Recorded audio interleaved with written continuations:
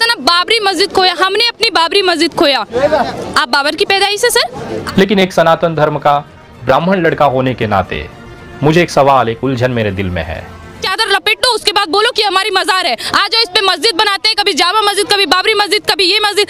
ऐसा थोड़ी होता है सर। क्या मेरे प्रभु श्री राम, जो मर्यादा पुरुषोत्तम हैं, कृपालु हैं, दीन दयालु हैं, इन हजारों लोगों की लाशों पर बन रहे भव्य मंदिर के सिंहासन पर बैठ पाएंगे?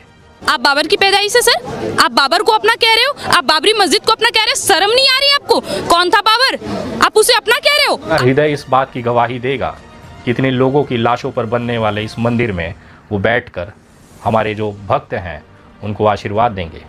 अस्सलाम वालेकुम दोस्तों, मैं हूं शारिफ खान। सन 1992 से लेकर आज तक, जब से बाबरी मस्जिद को तोड़ने का फैसला सुनाया गया था, तब से लेकर आज तक उन लोगों के साथ क्या हश्र हुआ जिन लोगों ने बाबरी मस्जिद को तोड़ने का काम किया था।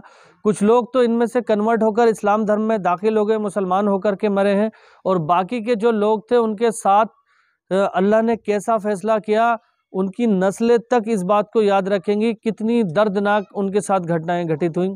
ये वीडियो देखेंगे आप। इस वीडियो के अंदर विनय दुबे नाम के एक व्यक्ति हैं जो हमारे हिंदू भाई हैं, जो सोशल एक्टिविस्ट हैं। उन्होंने एक रिपोर्ट बनाई है और वो रिपोर्ट आपके लिए देखना बहुत ज़रूरी है। इस रिपोर्ट को देखकर आपको पता लग जाएगा कि अल्लाह की लाठी में आवाज़ नहीं होती, अल्लाह अपना काम करना बाखूबी जानता है। तो चलिए शुरू करते हैं वीडियो।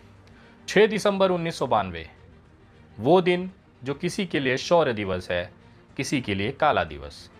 लेकिन इस दोनों दिवसों के बीच में कहीं ना कहीं अगर एक चीज़ गुम है तो वो है इंसानियत। मैं बात कर रहा हूँ आज बाबरी विध्वंस कांड, अयोध्या जन्मभूमि विवाद को लेकर। कोर्ट ने ऑलरेडी आदेश दे चुका है, भव्य मंदिर की तैयारी हो रही है। 6 दिसंबर 1992 का वो दिन जिस दिन लाल कृष्ण आडवाणी के नेतृत्व में हजारों करोड़ों लोगों का एक समुद्र अयोध्या जन्मभूमि पहुंचता है। बाबरी मस्जिद के गुंबदों पर चढ़कर जय श्री राम के नारों के साथ उस मस्जिद को जमींदोज कर दिया जाता है। अदालत में बैठे जज साहबों ने फैसला दे दिया कि वहां पर भव्य राम मंदिर बनेगा। लेकिन एक सनातन धर्म का ब्राह्मण लड़का होने के नाते मुझे एक सवाल, एक उलझन मेरे दिल में है। वो उलझन ये है कि क्या मेरे प्रभु श्री राम, जो मर्यादा पुरुषोत्तम हैं, कृपालु हैं, दीन दयालु हैं, इन हजारों लोगों की लाशों पर बन रहे भव्य मंदिर के सिंहासन पर बैठ पाएंगे?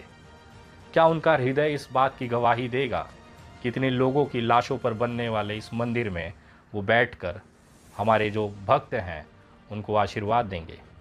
क्योंकि जब बचपन में मैं प्रभु श्री राम को जानता था, वो प्रभु श्री राम आज के मेरे प्रभु श्री राम से एकदम अलग क्यों हैं? जब बचपन में मेरे दादा मुझे रामायण बिठाकर जब समझाते थे, मुझे एक वाकया उसमें याद है। इससे आपको पता चलेगा कि मेरे प्रभु श्री राम का कद, उनका व्यक्तित्व कैसा रहा है। जब रावण माता सीता को हरते हुए अपने पुष्पक विमान से लंका की तरफ बढ़ रहा था, तो जटायु नाम के एक पक्षी ने उनका रास्ता रोका। माता सीता की रक्षा के लिए रावण से लड़ा। रावण ने अपनी तलवार से जटायु के दोनों पर काट दिए। जटायु लहूलुहान होकर जमीन पर गिर पड़ा। बहुत दिनों बाद जब प्रभु श्री राम उस रास्ते से गुजरे, जटायु से उनकी मुलाकात हुई। जटायु ने पूरा हाल उन्हें बताया और प्रभु श्री राम के आंखों में आंसू थे।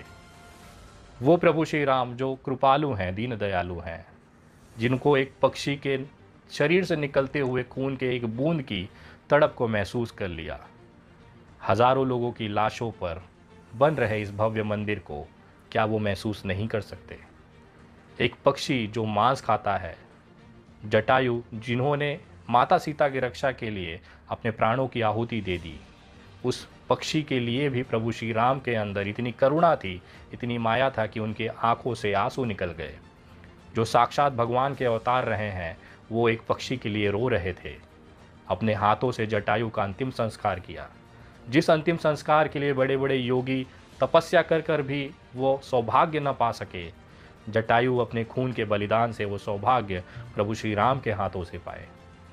मैं जब उन प्रभु श्री राम को देखता हूँ और आज के भारतीय जनता पार्टी के प्रभु श्री राम से जब मैं रूबरू होता हूँ, तो बहुत उलझन होती है।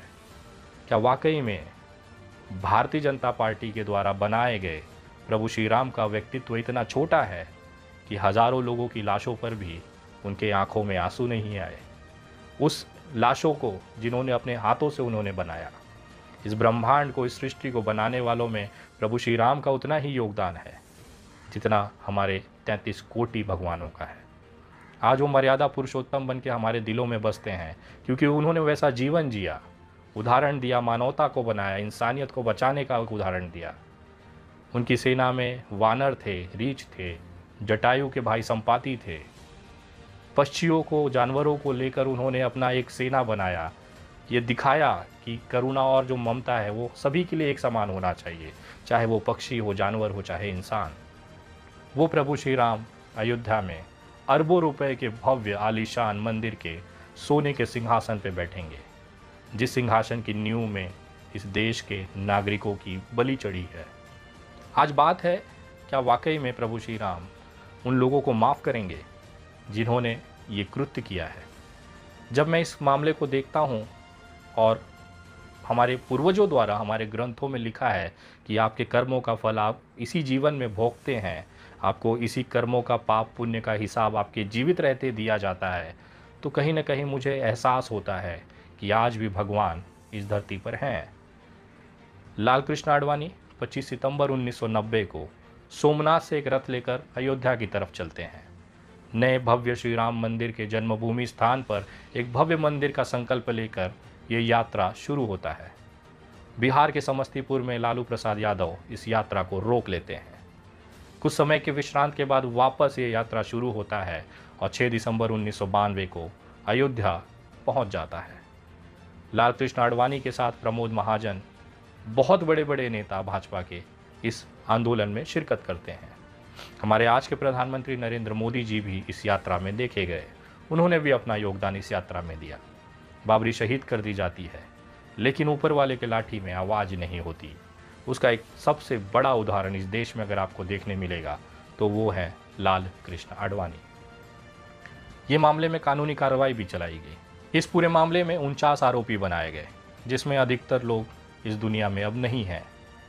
जो बचे हैं वो ऐसी ज़िंदगी जी रहे हैं कि पल पल अपने आप को प्रभु श्री राम के चरणों में समर्पित होने के लिए प्रार्थना कर रहे हैं, क्योंकि भगवान ने उन्हें वो सब कुछ दिया और एक कृत्य के कारण वो सारी चीज़ उनसे वापस छीन ली गई। लाल कृष्ण आडवाणी जब राम जन्मभूमि आंदोलन में थे तो पूरा देश उनके पीछे खड़ा था। आज हालात ये हैं, ऊपर वाले की लाठी ऐसी चली है कि आज उनके घर पर उन्हें देखने के लिए कोई जाने वाला व्यक्ति नहीं है। एकांत जीवन में वो जी रहे हैं। लाल कृष्ण आडवाणी की आज वो हालत है, वो न घर के हैं न घाट के हैं। 49 लोगों के इस आरोपी की लिस्ट में भले कानून ने, अदालत ने उन्हें बाइज्जत बरी कर दिया हो, लेकिन ऊपर वाले की अदालत में फैसला अभी होना बाकी है। ये हालात केवल इनके नहीं हैं, इनके अलावा बहुत सारे ऐसे लोग हैं जिनका निधन हो चुका है। अशोक सिंघल, गिरिराज किशोर, विष्णु हरि डालमिया, महंत अवैधनाथ, ऐसे बहुत लंबी लिस्ट है जो अब इस दुनिया में नहीं है, जिन्होंने बाबरी विध्वंस और अयोध्या कांड में एक महत्वपूर्ण भूमिका निभाई। लेकिन अगर आप गौर से देखेंगे तो इन तमाम लोगों की जो मृत्यु हुई है वो भी सामान्य नहीं है। 10-10, 15-15 सालों तक शरीर के अंदर बीमारी लिए, वो बीमारी जिसकी असीम पीड़ा को कोई महसूस नहीं कर सकता, बर्दाश्त नहीं कर सकता, ऐसी बीमारी और ऐसी रोगों के साथ, यातनाओं के साथ इनका अंतिम समय बीता है। हमारे पूर्व प्रधानमंत्री अटल बिहारी वाजपेयी की अगर आप हालत देखें तो पिछले 15 साल वो बिस्तर पर रहे। एक समय ऐसा आया कि उनकी याददाश्त तक चली गई, लोगों को पहचानने की क्षमता खत्म हो गई। लाल कृष्ण आडवाणी आज घर बैठे हुए हैं। प्रमोद महाजन जो सबसे बड़े चाणक्य थे इस पूरे रथ यात्रा में, उनको उनके भाई ने ही गोली मारकर हत्या कर दी। उनके सगे भाई ने प्रमोद महाजन की ये हत्या की थी। सोचिए प्रभु की लाठी कहाँ कहाँ चलती है। जितने भी लोग हैं आज उमा भारती हैं, आज उनकी हालत ये है कि कोई पूछने वाला नहीं है। एक समय ऐसा था कि उनकी तूती पूरे देश में बोलती थी। आज वो अपने ही पार्टी के अंदर ऐसे बगल में बिठा दी गई हैं जिनका कोई वजूद नहीं बताया। मुरली मनोहर जोशी, हिंदुत्व का वो नाम जो अपने आप में एक चमकते हुए सूर्य की तरह था। बनारस जहाँ से हमारे प्रधानमंत्री नरेंद्र मोदी जी चुनकर आते हैं, वो गढ़ हुआ करता था मुरली मनोहर जोशी का। लोगों ने ये मान लिया था कि जब तक मुरली मनोहर जोशी की सांसें चलेंगी बनारस उनका है। लेकिन आज हालात ये हैं कि 548 संसदीय क्षेत्र के इस पूरे भारत में मुरली मनोहर जोशी के लिए एक सीट नहीं मिल पा रही है जहां से वो चुनाव लड़के संसद जा सकें। पार्टी में वो हालत है कि कोई पूछने वाला नहीं है। साइडलाइन इस कदर कर दिए गए हैं कि आज भी इनका बंगला जो है वो वीराना है। किसी समय करोड़ों लोगों के हृदय सम्राट हुआ करते थे लाल कृष्ण आडवाणी, मुरली मनोहर जोशी, प्रमोद महाजन, उमा भारती, अटल बिहारी वाजपेयी। ऊपर वाले की लाठी चली, क्योंकि मेरे प्रभु श्री राम इंसानियत को मारने वाले को कभी भी कबूल नहीं करेंगे, कभी भी उनका सम्मान मंजूर नहीं करेंगे। बहुत सारे उदाहरण हैं। अधिकांश लोग जिनकी मृत्यु हुई है, उनकी जो बीमारियां अगर आप गूगल पर सर्च करेंगे तो लगभग 90% लोगों को सांस की बीमारियों की वजह से मिला है। जिस देश की हवा को इन्होंने हिंदू और मुसलमान के नाम पर खराब की, 10-10 साल वो लोग अपने शरीर के अंदर ऑक्सीजन खींचने के लिए तड़पते रहे। ये है ऊपर वाले की मार। मैं किसी के लिए गलत विचार नहीं रखता। मैं भगवान से प्रार्थना करता हूँ कि सभी को सुखी रखे, संपन्न रखे, स्वस्थ रखे।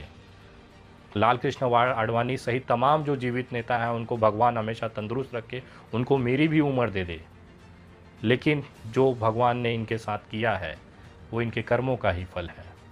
और शायद यही कारण है कि हज़ारों करोड़ों लोगों की आंखों से निकले हुए आंसू को आज भी ये भरपाई कर रहे हैं। ये सारी चीज़ें देखने के बाद मुझे कहीं ना कहीं यकीन हो जाता है कि भगवान आज भी है।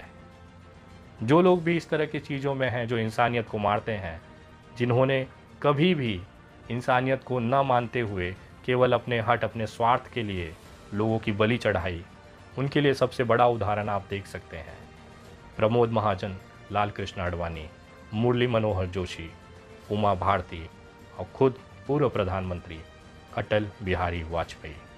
अगर इनसे भी आप नहीं सीख पा रहे हैं तो भगवान ही आपको सद्बुद्धि दे, वही आपका मालिक है। यही मैं प्रार्थना कर सकता हूँ। इस देश में इंसानियत पालो मेरे भाई, क्योंकि वही, चाहे इस्लाम हो, चाहे वो क्रिश्चियनिटी हो, चाहे वो सनातन हो, एक ही चीज़ हर ग्रंथ, हर धर्म में लिखा गया है और यही बताया गया है कि सबसे बड़ा जो धर्म है वो इंसानियत है। हमारे सनातन में कहा गया है कि नर की सेवा ही ईश्वर सेवा है, मानव सेवा ही ईश्वर सेवा है। फिर भी हमारी आंखें नहीं खुलती। हम भगवान को तो मानते हैं, लेकिन भगवान के बताए बातों को नहीं मानते। हिंदू को मुसलमान से दिक्कत है, मुसलमान को हिंदू के दिक्कत है, हिंदू को मुसलमानों की अजान से दिक्कत है, मुसलमानों के हिंदुओं के भजन से दिक्कत है, प्रार्थना से दिक्कत है। एक दूसरे के लिए अगर हम इसी तरह से काटते मरते रहेंगे तो एक दिन ये पूरा धरती खाली हो जाएगा, वीराना हो जाएगा। आँख के बदले आँख अगर हम लेते रहेंगे तो सारा ये देश, पूरा विश्व अंधा हो जाएगा। ये बहुत छोटी सी बात है, एक 12 साल का बच्चा भी ये चीज़ समझता है। फिर हम क्यों आपस में लड़कर हिंदू मुसलमान के नाम पर अपने खूनों के बलिदान दे रहे हैं, अपनी इंसानियत को मार रहे हैं। ये केवल राजनीति लोग, नेता अपने फ़ायदे के लिए आपको, हमको लड़ाते हैं। अगर यही चीज़ आप समझ जाएं, आज जितने भी लोग कार सेवा करते समय मरे हैं, क्या उनके घर में सरकार की तरफ से कोई चीज़ या कोई सुविधा मुहैया कराई गई है? कोई नहीं पहुंचा है। चंदन गुप्ता तिरंगा यात्रा करते हुए शहीद हो गया। ज़रा पूछिए उसके माँ बाप से कि क्या कोई सरकार ने उसे आकर मदद किया है? उत्तर प्रदेश में हिंदुत्व की सरकार, खुद योगी जी उसका ध्वज पताका लेकर आगे चल रहे हैं। गर्व है वहाँ के लोगों को अपने योगी आदित्यनाथ पर। उन्हीं योगी आदित्यनाथ के घर में चंदन गुप्ता, उनकी माँ, उनके बाप, उनकी बहन आज भी रो रही है कि जिस सरकार के लिए उसने अपने बच्चों को खोया है, आज वो सरकार उनको पूछार नहीं कर रही है, कोई पूछताछ नहीं कर रही। उम्मीद करता हूं दोस्तों ये वीडियो आपको पसंद आई होगी। वीडियो पसंद आई हो तो मेरे चैनल को सब्सक्राइब करके बेल आइकन पर ऑल का बटन सिलेक्ट कर लेना। इंशाअल्लाह ताला इसी तरह की एक नई वीडियो के साथ बहुत ही जल्द आपके सामने हाजिर होऊंगा। दुआओं में याद रखना। और ये रिपोर्ट जो आपने देखी एक्यूरेट है।